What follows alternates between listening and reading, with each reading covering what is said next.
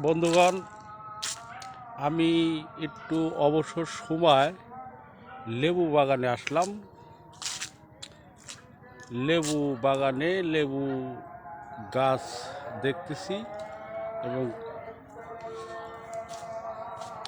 আপনাদেরকেও দেখানোর জন্য এসেছি। ওই যে লেবু লেবু ভাইয়া, খুব সুন্দর লেবু, খুব সুন্দর লেবু।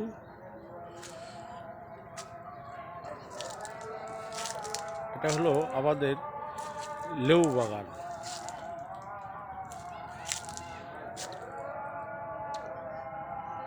বর্তমান লেবু সবাই খায়